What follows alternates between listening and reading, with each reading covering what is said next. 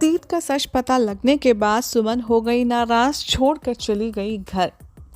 जी हाँ, यही होने वाला है शो के आने वाले एपिसोड में, जिसमें आप सब देखने वाले हैं कि कैसे तीत एक बार फिर से बहुत बड़ी गेम प्लानिंग करने वाला है, सुमन को घर वापस बुलाने वाला है, लेकिन इस बार भी वो अपने मतलब के लिए ही ये सब कर रहा है।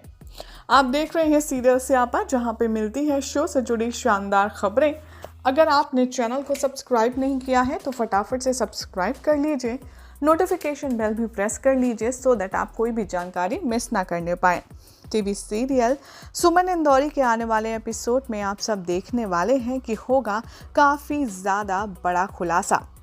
दरअसल शो में दिखाया जाएगा कि कैसे तीर्थ जा रहा होगा सुमन के पीछे पीछे उसे मनाने के लिए, उसे रोकने के लिए, जिस पर पकड़ने वाली है हाथ उसका देविका भाभी और कहने वाली है कि तीर्थ भैया, मुझे समझ नहीं आता कि आप बार बार उसे मना कर के घर क्यों लाना चाहते हैं।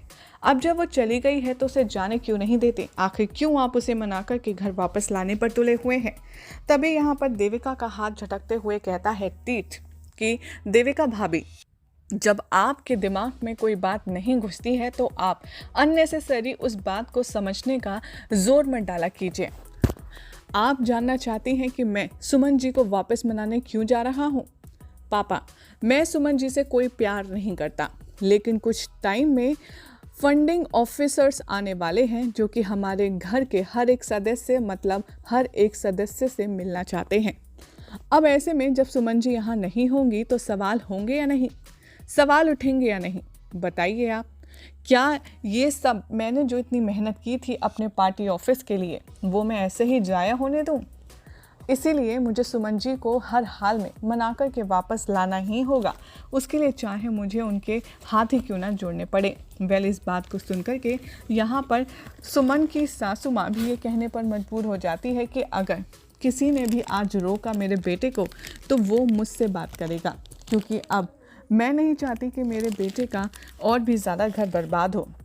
यहाँ पर भाभी लोग होती हैं, वो अपने देवर का घर बसाने के लिए उसका हाथ पकड़ती हैं, ना कि तोड़ने के लिए, और तुम तीर्थ के साथ हमेशा ऐसा ही करती हो। ये बात सुनकर के बहुत ज़्यादा इरिटेट हो जाती है खुद यहाँ पर देविका भी, और वो ये फाइनल कर देती है कि ठीक है, जिसको जो करना है वो करे, लेकिन वो अब से इस मैटर में कुछ नहीं बोलेगी। अब देखना होगा, काफ़ी ज़्यादा इंटरेस्टिंग एंड एंटरटेनिंग। क्या तीर्थ के मनाने पर सुमन वापस आ जाती है, और अगर आ जाती है तो, और जब उसे इस बात का फिर से पता चलेगा कि सुमन को फिर से मनाकर लाना सिर्फ एक मोहरे जैसा है, तब बेचारी पर क्या बीतेगी, देखना होगा। काफ़ी खास, चैनल को सब्सक्राइब करें, नोटिफिकेशन बेल प्रेस कीजिए।